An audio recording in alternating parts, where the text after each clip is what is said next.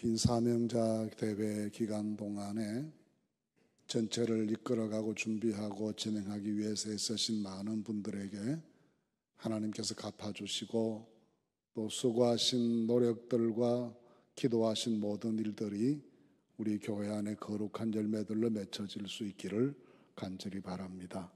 하나님께서 그런 은혜를 우리 모두에게 허락해 주실 줄로 믿습니다. 우리는 사명이라는 말을 매우 무겁게 생각하고 또 이런 용어들이 아무에게나 적용될 수 없고 특별한 사람들에게 적용될 수 있는 용어다라는 생각을 할 때가 많습니다. 사명이라고 하면 선교사님들이나 목회자들이나 이런 분들에게 해당하는 용어이지 일반적인 모든 성도들에게는 너무 무거운 단어다라고 생각합니다. 그러나 한편으로 다시 생각을 해보면 이 세상에 존재하는 모든 존재 가운데 목적이 없고 이유가 없는 존재는 또 없죠. 또 모든 것들이 다 각기 쓰임에 적당하게 역할을 감당하면 주변을 아름답게 만들고 또 모든 조직이 활성화되게 하고 서로에게 선한 영향력을 끼칠 수 있게 됩니다. 고목나무 한 그루가 길거리에 쓰러져 있으면 보기에도 흉하고 또 지나가고 오고 가는 사람들에게 방해가 되기도 하고 교통에도 장애를 주어서 매우 불필요해 보입니다. 또 장애물처럼 여겨집니다. 그러나 그 나무가 어느 한정식 집 정원에 고전역하게 잘 서 있으면 아마도 굉장히 좋은 풍치를 제공해 주게 될 것이고 고객들도 그 아름다움을 매우 좋아하게 될 것입니다. 어디에 어떻게 위치하고 있는가에 따라서 아름다워질 수도 있고 불필요하게 비춰질 수도 있는 겁니다. 때문에 우리 한 사람 한 사람이 하나님께로부터 받은 고유의 책임, 역할, 그 위치 이런 것들을 잘 지켜 하루하루를 살아가면 어디에 서 있든지 우리 삶이 빛나게 되고 하나님의 뜻을 이루게 되고 모든 사람들에게 하나님께서 주시는 평안과 기쁨을 선물해 줄 수 있는 그런 자리에 우리 모두가 서게 된다고 봅니다. 그래서 하나님께서는 만물을 지으실 때 우리 사람에게도 독특한 사명을 주시고 사람을 지으셨습니다. 창세기 1장에 기록된 만물을 창조하실 때의 모습을 보시면 하나님께서 사람을 지으시고 생육하고 번성할 것을 축복하신 다음에 땅을 정복하고 다스리는 이 만물의 관리자 청지기의 사명을 인간에게 부여해 주셔서 우리 모두로 하여금 자연 속에 자연과 더불어 살면서 자연을 지키고 관리해서 더 아름다운 지구촌 될 수 있도록 하는 책임을 맡겨주셨습니다. 하나님께서 이스라엘 민족을 형성하시면서 아브라함을 부르셔서 그 민족의 조상으로 삼으시는데 그 조상으로 삼으시는 선택하시는 과정에도 축복과 사명이라는 두 가지가 공존했습니다. 하나님께서 하늘의 별처럼 땅의 모래알처럼 많은 큰 민족으로 발전할 수 있도록 축복하겠다 하시고 그 땅을 주시겠다고 약속하십니다. 그러나 동시에 너로 말미암아 모든 민족이 다 복을 받아야 된다라고 하는 세계 모든 민족에게 큰 책임 있는 민족으로 하나님께서 세우셔서 그들의 부르심이 단순히 그들 자신의 선민으로 특화시키는 것만이 아니라 모든 열방들을 하나님 백성 삼아야 될 사명을 지닌 선민인 것을 우리에게 가르쳐 주십니다. 구약 성경에서 유대인들이 가졌던 가장 큰 실수가 있다고 하면 그 선민을 자기들에게 주어졌던 독점적 지위로만 생각했다는 점입니다. 그래서 결코 하나님의 말씀을 전하거나 이방인들까지도 하나님의 백성 될 수 있다고 적극적으로 활동하거나 하나님의 살아계심을 전하지 않는데 그들의 가장 큰 실수가 있었습니다. 어찌 생각해 보면 열방 가운데 하나님의 살아계심을 나타내지 않았기 때문에 하나님께서는 분산이라는 민족의 순환을 통해서 각국에 흩어지게 하시고 흩어진 그들을 통해서 다신교가 난무했던 세계 속에 유일신 하나님의 존재를 알리는 역할을 강제로 하게 하셨던 역사를 우리가 기억해내게 됩니다. 하나님께서 교회를 만드셨습니다. 교회를 허락하셔서 예수 그리스도를 구주로 믿는 사람들의 공동체를 교회라 명하시고 우리로 하여금 교회로 모이게 하셨습니다. 그러나 우리를 하여금 교회로 모이게 하신 하나님께서는 모이는 교회로서의 은혜로움만 허락하신 것이 아니고 이 모임을 통해서 받았던 은혜와 사랑과 성령의 인도하심으로 흩어진 자들이 되어서 흩어진 곳곳에서 복음의 사자들로 하나님의 주신 사명을 감당하는 사명적인 존재로 우리를 흩어져 보내십니다. 때로는 그래서 우리가 모이는 교회로서 역할을 충실히 감당해야 되고 또 흩어져 가는 교회로서 역할도 충실히 잘 감당해내야 올바른 교회의 균형 잡힌 모습이라고 할 수가 있을 것입니다. 그래서 예수님께서는 제자들을 부르실 때부터 단순히 나를 따르라는 말씀하셔서 당신 곁에 있는 것만 말씀하지 않으시고 네가 사람 낚는 어부 될 것이라고 말씀하셔서 주님 곁으로 모여든 그 사람들에게 특별한 하나님의 사명이 있다는 것을 부르시는 첫 순간부터 강조해서 말씀해 주셨습니다. 사도행전 1장 말씀을 오늘 한 구절 읽었습니다만 이 말씀을 열면 예수님께서 승천하시기 직전에 제자들에게 들려주셨던 또 주고받았던 대화 내용이 기록되어 있습니다. 주님께서는 제자들에게 예루살렘을 떠나지 말고 아버지께서 약속하신 성령 임하시기를 기다려야 된다라고 성령 받게 될 것을 강조하셨습니다. 근데 성령 임하실 것을 말씀하시는 주님께 제자들이 질문합니다. 그렇게 되면 주님께서 이스라엘 나라를 회복하실 때가 온 것입니까? 그때가 되면 이스라엘 나라가 회복되는 것입니까? 그렇게 여쭙습니다. 이스라엘 나라의 회복이란 오랫동안 거의 600년 가까운 긴 세월 동안 나라 잃은 백성이 되고 식민 지배를 당하고 포로되어 끌려갔던 그들의 한 맺힌 숙제가 이스라엘 국가 재건이었습니다. 그래서 그들이 생각했던 메시아 역시 예전의 영광스러운 왕국을 건설했던 다윗과 같은 그런 탁월한 지도자가 나타나서 이 나라를 다시 재건하고 어느 나라도 넘볼 수 없는 강한 나라를 만들고 열방 가운데 가장 어뜸되는 나라를 만들어주는 그런 정치 지도자로서의 메시아를 간절히 열망하게 되었고 예수님께서 그런 역량이 있어 보일 때마다 왕으로 세워야 된다는 움직임들을 백성들 사이에서 일으키기도 했습니다. 그런데 예수님께서는 그 일을 하시지 않습니다.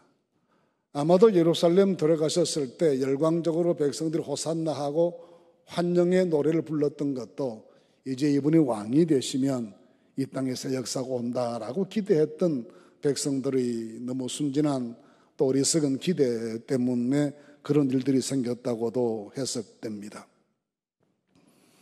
그러나 예수님께서는 네가 왕이냐라고 물으시는 빌라도에게 왕이다 그렇게 말씀하시면서도 내 나라는 세상에 속한 것이 아니다라고 말씀하셔서 선을 그으십니다. 그래서 예루살렘으로 들어가실 때 백성들이 열렬한 환호로 기대했던 이스라엘 나라의 회복이라는 것은 이루어지지 않습니다. 부활하셨을 때 제자들도 기대했을 것 같습니다. 아마 부활하신 그 모습으로 빌롯 앞에 나타나서 헤롯 앞에 나타나셔서 한번 호령을 하시면 아마 온 천지가 혼비백산하고 쉽게 나라를 재건하는 일이 가능할 수도 있었지 않았겠습니까? 그런데 주님께서는 그런 일에 대해서는 언급조차 하지 않으시고 관심도 가지지 않으셨습니다. 아마도 제자들은 적지 않게 실망했을 수도 있습니다. 우리는 메시아가 이 나라를 회복해 주실 분으로 생각했는데 그런 일들이 결코 이루어지지 않았기 때문입니다. 그리고 성령께서 오신다라고 말씀하시자 제자들이 단번에 질문하기를 그러면 이제야말로 우리의 간절한 수건인 이스라엘 나라의 재건, 그것이 이루어지는 것입니까? 라고 묻습니다. 당시 사람들의 생각, 이스라엘 역사에 있어서 나라가 재건되는 게 얼마나 중요한 일이겠습니까?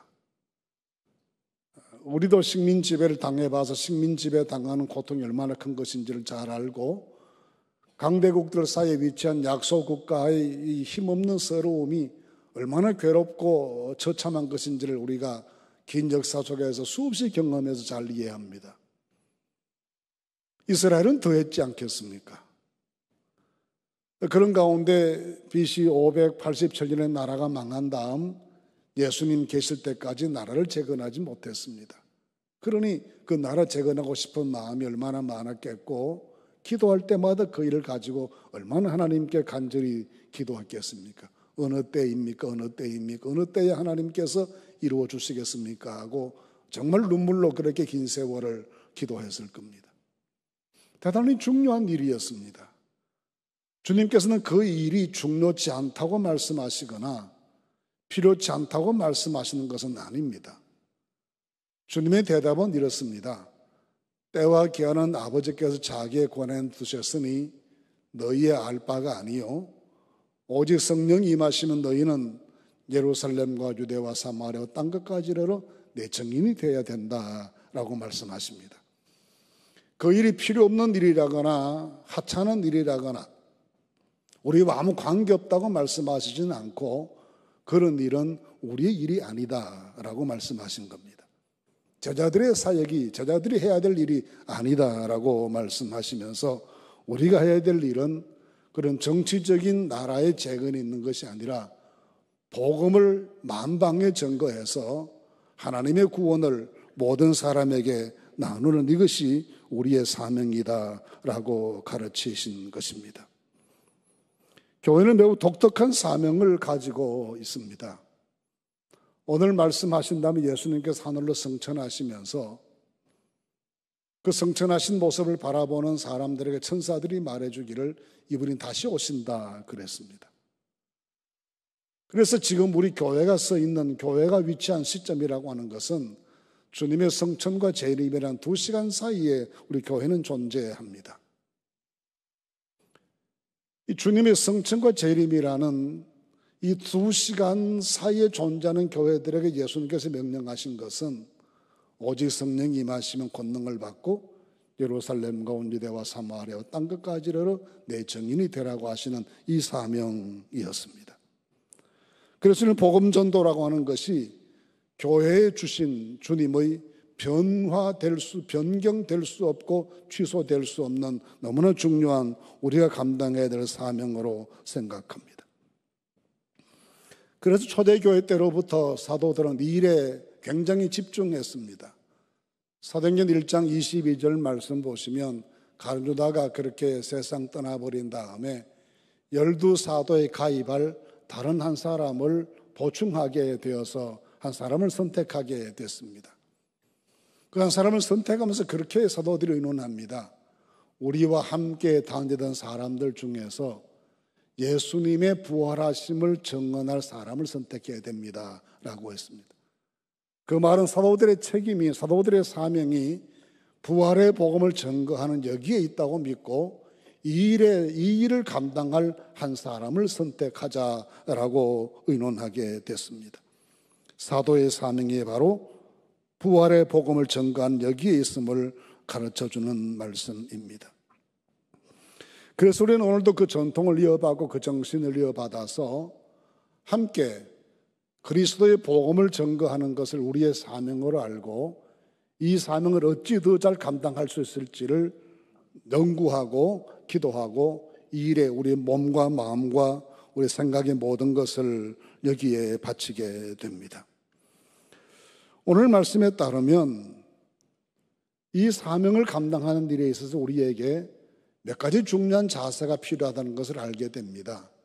첫째 중요한 것은 복음의 내용에 대한 확신이었습니다.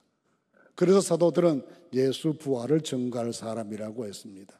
복음은 십자가에서 죽으신 예수님이 부활하셔서 우리의 주와 그리스도가 되었다는 사실을 믿고 그로 인해서 구원받는 사람이 되는 것에 있습니다.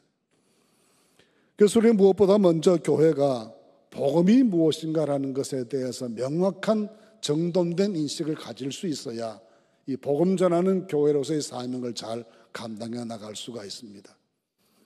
초대 교회로부터 지금에 이르기까지 신학적인 강조점이 많이 변화되어 왔습니다. 또 그 시대마다 교회가 가지고 있던 신앙 고백의 정신도 많이 첨가되기도 하고 강조되기도 했습니다. 예컨대 우리 사도신경 신앙 고백은 1세기에서 5세기까지 긴 시간 동안 작성된 그런 신앙 고백문입니다. 이 신앙 고백문은 어느 날 몇 사람의 학자가 사무실에 앉아서 이렇게 장문을 하듯이 그렇게 만들어진 것이 결코 아니었습니다. 교회 현장 속에서 오랫동안 교회 현장 속의 필요를 따라서 만들어진 신앙 고백문이 이 사도신경이기 때문에 너무나 소중한 우리의 보배 같은 신앙 고백문이지요. 근데 고백문에 보시 하나님을 설명할 때 천지를 만드신 하나님 그렇게 설명합니다. 예수님께 대해서 고백을 할 때에도 성령으로 잉태되시고 마리아의 몸에서 출생하시고 고난을 받으시고 죽으시고 부활하시고 이 모든 요소들은 다 잉태, 출산, 고난, 죽음, 부활이 다 몸과 관련된 것입니다. 다 예수님의 몸과 관련된 부분을 그렇게 고백으로 삼았습니다. 그랬던 것은 당시의 교회 사정과 밀접한 연관이 있습니다. 1세기에서부터 5세기 이르는 초기 교회에 있어서 가장 심각한 도전이 헬라 철학의 오염이었습니다. 기본적으로 이원론의 뿌리를 잡았던 헬라 철학은 교회의 일정의 논리적인 전개 방법을 적용해주는 기여를 한 바도 있지만 신앙의 오염이라는 심각한 문제를 만들어냈습니다. 그 중에 한 가지가 이원론이라는 뿌리가 다르다는 것이죠. 물질, 육체, 이것은 악한 신도로부터 왔기 때문에 악한 것이고 영혼이나 천사 같은 존재는 선한 신도로부터 왔으니 선한 것이다라는 이 고정관념입니다. 선악의 이분법이었습니다. 그런데 사도신경은 그걸 정면으로 거부합니다. 이 물질적인 모든 세계를 다 하나님이 만드셨다고 고백합니다. 예수님도 육체로 세상에 오셨고 육체로 고통당하셨고 육체로 죽으시고 육체로 부활하셨다고 주장하는 것이죠. 그렇게 우리 고백하는 것이죠. 이렇게 신앙 고백의 내용은 또 신학적인 논쟁의 강조점은 시대마다 다르게 강조점을 가지고 오늘까지 이어져 왔습니다. 그런 과정 중에서 수많은 세상의 여러 이론들과 만나게 되고 때로는 절충하게 되고 때로는 배척하게 되는 과정을 겪어왔습니다. 그러면서 지켜온 것이 복음이 뭐냐라고 하는 복음의 순수성입니다. 십자가에 죽으시고 다시 사신 예수님이 우리의 주님이시다라고 하는 이 고백입니다. 그래서 초대교회로부터 오늘 이르기까지 수많은 사상과 세상 문화의 변천 속에서도 흔들리지 않고 지켰던 복음이 이 내용이고 하나님의 복음을 증거하는 사명을 가지고 있는 교회로서는 가장 먼저 이 복음을 명백하게 지켜내는 일들이 가장 먼저 우리에게 주어진 사명입니다. 흔들리는 시대, 오염되기 쉬운 사상의 혼잡한 난무 속에서 우리 모두가 순수 복음을 먼저 지키는 것이 우리 사명인 것을 잘 인식하고 오염되지 않은 온전한 복음을 보수해 나가는 그런 신앙인으로 든든히 서실 수 있기를 바랍니다. 이 복음의 온전함을 잘 지키고서야 이 복음을 전할 수 있기 때문입니다. 둘째로 예수님께서는 성령을 강조하셨습니다. 예루살렘 떠나지 말고 성령 임하실 때까지 기다려라. 성령 임하시면 너희가 권능을 받는다. 그렇게 말씀하십니다. 하나님의 복음을 전하는 데는 우리의 열심으로 될 수도 있는 것이 아니라 하나님의 능력, 성령의 능력으로만 가능한 것이기 때문에 성령의 충만 받을 것을 누차에 걸쳐서 많이 예수님께서 강조하셨습니다. 예수님께서는 사역의 말기가 되고 십자가 가까워 올수록 성령에 대한 말씀을 더 많이 하십니다. 특히 요한복음 14장에서 16장에 이르는 다락방 설교라고 하는 이 마지막 설교에서 예수님께서는 성령에 대해서 굉장히 강조하십니다. 심지어 그렇게 말씀하십니다. 사실은 내가 떠나가는 것이 너에게도 유익하다. 내가 가지 않으면 보혜사가 오시지 않을 것이요 내가 가면 아버지께서 보혜사를 보내실 것이기 때문이다라고 하십니다. 당신이 제자들 곁을 떠나가시고 아버지께로 가시고 그 남아있는 제자들에게 성령께서 오셔서 같이 계시는 것이 제자들에게 훨씬 더 유익한 일이다. 훨씬 더 중요한 일이다. 그렇게 말씀하실 만큼 성령의 중요성을 강조하셨습니다. 왠고하면 성령의 내주와 역사하심이 없이는 우리가 교회다울 수도 없고 교회 사역을 감당해 나갈 수도 없고 요란스럽게 수고 많이 하고 많은 일을 한다 할지라도 열매 맺는 일이 불가능하기 때문입니다. 그래서 주님은 사역의 마지막이 올수록 더욱 성령에 대한 말씀을 너무나 많이 강조하시고 마지막까지 당부하신 것도 성령 충만할 것을 성령 받는 성도와 교회가 될 것을 강조하시는 이 말씀을 마지막까지 제자들에게 들려주신 것입니다. 그래서 오직 성령이 너에게 임하시면 너희가 권능을 받고 그렇게 말했습니다. 유명한 단어입니다. 두나미스라는 말이고 이 말에서 다이너마이트라는 영어 단어가 나왔습니다.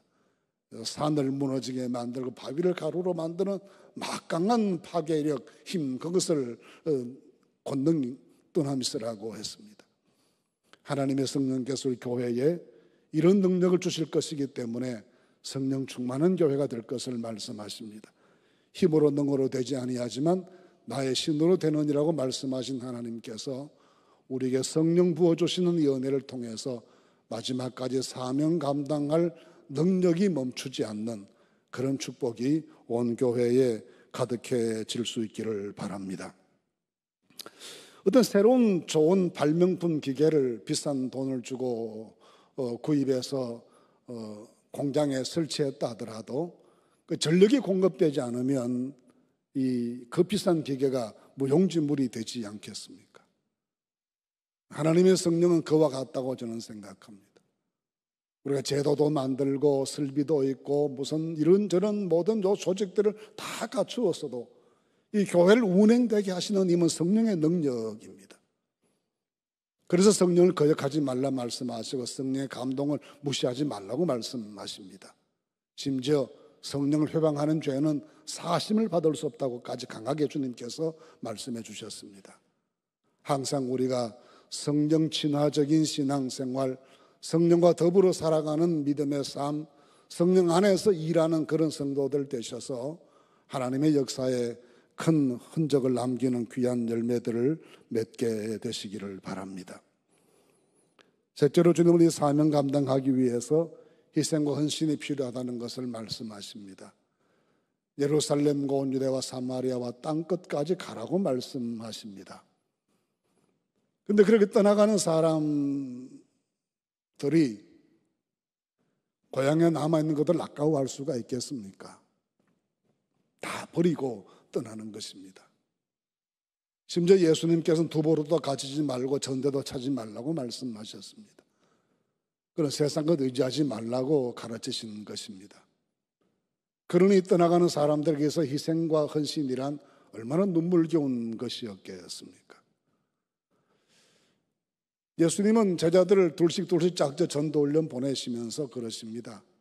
내가 너희를 보내는 것이 양을 이리 가운데 보낸 것 같다 하십니다. 이 세상에 어떤 목자도 이리가 득실거리는 곳에 양을 보내지는 않습니다. 그런 목자가 어디에 있겠습니까? 이리로부터 양을 지키는 것이 목자의 책임이지 이리와 늑대들이 우글거리는 곳에 양을 밀어넣는 목자는 존재하지 않습니다. 그런데 예수님께서는 내가 너희를 보내는 것이 양을 이리 가운데 보내는 것처럼 마음이 아프다 그렇게 말씀하시면서도 가라 하십니다. 그렇게 이리 가운데 들어갔던 양은 찢겼습니다. 피 흘리고 죽고 수많은 사람들이 고통을 당하고 삶을 바쳐야만 했습니다. 하나님의 복음은 희생을 통해서 증거될 수 있기 때문입니다. 그래서 순교자의 피가 교회의 생명이고 교회의 그루터기라고도 가르칩니다. 오늘 우리는 안일한 자세에서부터 벗어나서 이리 가운데 들어가는 양의 심정으로 복음 들고 세상 속에 나아가 증거할 줄 아는 하나님의 사람들로 살아야겠습니다. 우리의 안전과 내일은 하나님께서 지키실 것입니다. 그런 믿음 가지고 희생 헌신을 기피하지 않고 기꺼이 달게 받아들이면서 내 모든 것으로 주님을 섬겨 하나님 나라를 확장해 나가는 일에 열매 맺는 아주 하나님 사랑하시는 귀한 종들이 되실 수 있기를 바랍니다. 복음 전도를 말씀드렸던 것처럼 성천하신 주님께서 다시 오실 때까지 교회에 주신 사명입니다.